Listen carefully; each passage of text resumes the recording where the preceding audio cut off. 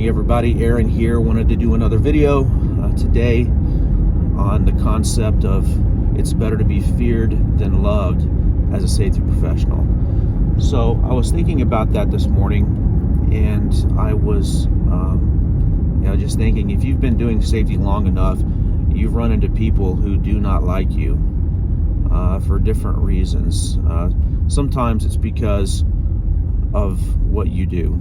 You know, when you're trying to enforce safety on a site, that can be offensive to people. And the way that you do that, has to be very careful. But even when you do all the things right, do everything right, there are going to be people who don't support you and view you as a threat and view safety as something less important than it ought to be. So what do you do in that situation? Is there anything you can do to make that better? And I had two thoughts. So the first thing is this: for every time that you interact with a person, correcting them on something safety related, if time permits, I think it's good to have two interactions with them that are not related to safety at all. And that's really just relationship building. What you want to do is, when you speak to them, more often than not, is to be just talking to them to see how they're doing and having conversation not related to safety, and that helps build a rapport with the company at the individual level. When you do that, you'll notice at least most people respond well to you. Next time you speak to them about something safety related. The other thing that I've observed over the years is when you can do a new hire safety orientation or some type of introductory meeting with every new hire that comes on board, their attitude and their posture towards safety is going to be completely different than the existing people at the site who were there before you showed up.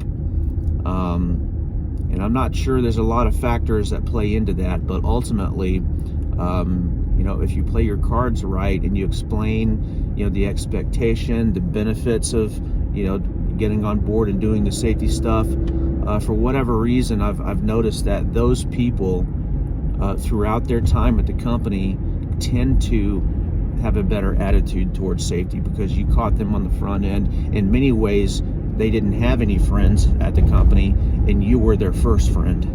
And so again, it's about building that relationship and that rapport. So if you can do those two things, when you're stepping into a new safety role, over time, especially if there's a high turnover at the company, existing people will rotate out, and eventually you've been there long enough to where everyone kind of has that rapport with you, and you can establish yourself as a key friend in the business.